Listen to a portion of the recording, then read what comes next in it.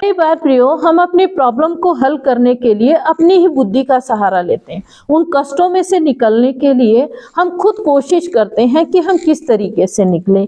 ऐसे ही कुछ यिर्मयाह कर रहा था और यिर्मयाह से फिर परमेश्वर बात कर रहा है। यदि हम देखें यिर्मयाह 33:3 में, तो परमेश्वर यिर्मयाह से कह रहा है कि तू मुझसे प्रार्थना कर तो मैं तेरी प्रार्थना को सुनकर कठिन कठिन और गूढ़ बातें बताऊंगा जिसे तू अभी नहीं जानता है।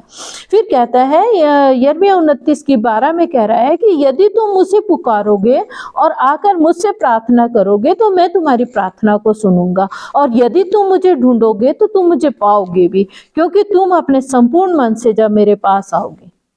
जब तुम संपूर्ण मन से मेरे पास आओगे तब तुम मुझे ढूंढोगे तो मैं तुम्हें मिल जाऊंगा, और जब तुम प्रार्थना करोगे तो मैं तुम्हारी प्रार्थना को सुनूंगा और तुम्हें कठिन कठिन और गूढ़ बातें बताऊंगा। लेकिन आज हम जानते प्रियो, हम उन कठिन कठिन प्रॉब्लम्स को हम अपनी बुद्धि के द्वारा हल करना चाहते हैं। हम नहीं जाते परमेश्वर के पास कि प्रभु हमें ये संकट है, ये मुश्किल है और इस मुश्किल का समाधान आप हमें दीजिए।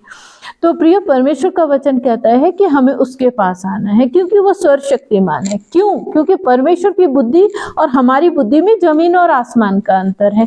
यदि हम सोचे कि हम अपने प्रॉब्लम्स को अपने द्वारा हल कर लेंगे तो बल्कि हम हल नहीं करेंगे, उससे और ज्यादा उलझा देंगे।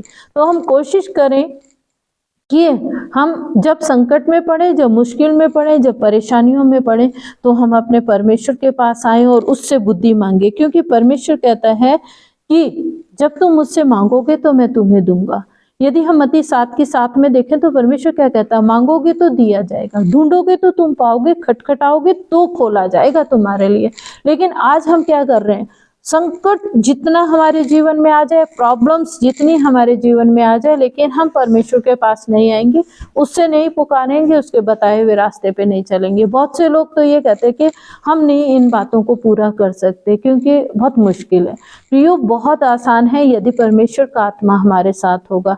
क्यों? क्योंकि परमेश्वर का आत्मा हमें आशीष देता है। परमेश्वर का आत्मा हमारी अगुवाई करता है। जिस आशीष को पाने के लिए हम कठिन परिश्रम करते हैं, यदि हम पिता के पास आए, यदि पवित्र आत्मा से बोलें, तो हमें वो बुद्धि देता है, हमें कठिनाइयों में से निकालता है, हमें रास्ता दिखाता है, वो हमारी अगुवाई करता है। आप जानते हैं प्रियो, बहुत बार परमेश्वर हमसे स्वप्न और दर्शन द्वारा बातें करता है। कई बार हम बोलते हैं कि हमने ऐसा स्वप्न देखा, हमने ऐसा स्वप्न देखा। जानते क्यों? क्योंकि परमेश्वर उस स्वप्न के द्वारा हमें चेतावनी देना चाहता है कि आने वाला समय तुम्हारा संकट है, या ये संकट आ सकता है, इसलिए तुम पहले प्रार्थना करो। और जब हम प्रार्थना करते हैं तो वो संकट आता जरूर है, पर हमें गिरा नहीं सकता प्रियो, हमें तोड़ नहीं सकता। तो हम कोशिश करें कि हम परमेश्वर के वचन को माने और वह परमेश्वर के वचन के अनुसार हम अपने जीवन को चलाएं। तो मैं विश्वास करती हूँ कि परमेश्वर आप लोगों से बातें करता है। क्यों? क्योंकि परमेश्वर कहता है कि मैं जो संपूर्ण मन से मेरे पास आता है मैं उसकी सुनता हूँ। तो हम संपूर्ण मन से अपने परमेश्वर के पास आए और आइए हम प्रार्थना करें और कहें, हे प्रभु, हम संपूर्ण मन से तेरे पास आते हैं। हो सकता है हमने गलतियां की हो सकता है हमने अपनी समझ से अपनी प्रॉब्लम को हल करने की कोशिश की हो, लेकिन आज हम हिम्मत हार गए हैं।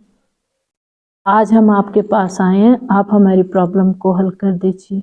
देखिए प्रभु प्रियो, जैसे ही हम पुकारेंगे वो हमारी पुकार को सुनेगा।